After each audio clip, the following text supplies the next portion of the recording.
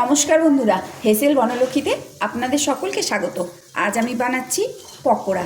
কিন্তু এই পকোড়া দেখুন তো কিসের পকোড়া বলতে পারেন কি না, কিন্তু পকোড়া যারই হোক দেখে মনে হচ্ছে না দুটো সস দিয়ে গরম গরম খাই, আর খেলেই বুঝতে পারবেন কিসের পকোড়া। তাহলে এই রকম পকোড়া বানানোর জন্য সম্পূর্ণ রেসিপিটি একবার দেখে নিন। ফুলকপির পকোড়া বানাবার জন্য একটা ফুলকপি কেটে ধুয়ে নিয়েছি, আর ঠিক এইরকম পিস করে কেটেছি।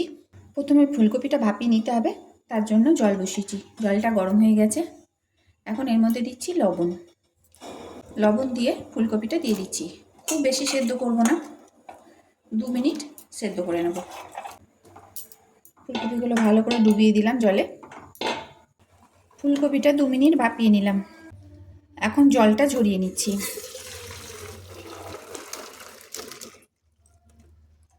এখন একটা পাত্রে ফুলকপির পকোড়ার জন্য ব্যাটার গুলে নিচ্ছি।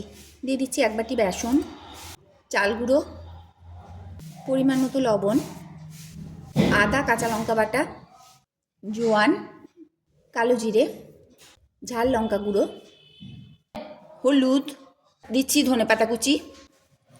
এখন জল দিয়ে দিয়ে এটা ভালো করে গুলে নিতে হবে।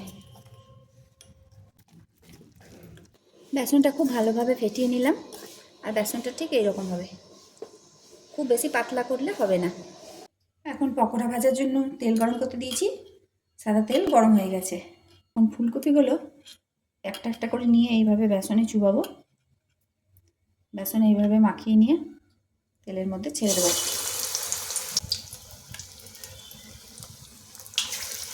এইভাবে ফুলকপির পকোড়া বানিয়ে সন্ধ্যেবেলা চায়ের সাথে স্ন্যাক্স হিসাবে খাওয়া যাবে।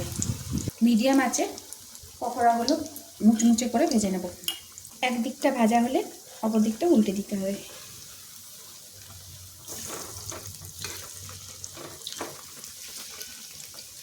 আমি আজকে বড় বড় ফুলকপির পকোড়া করছি। সাইজটা আপনারা ছোট করতে পারেন ইচ্ছে হলে, তাহলে ফুলকপি সাইজটা ছোট করে নিতে হবে। আর দেখুন কি লোভনীয় হয়েছে। এখন এগুলো তুলে নিচ্ছি।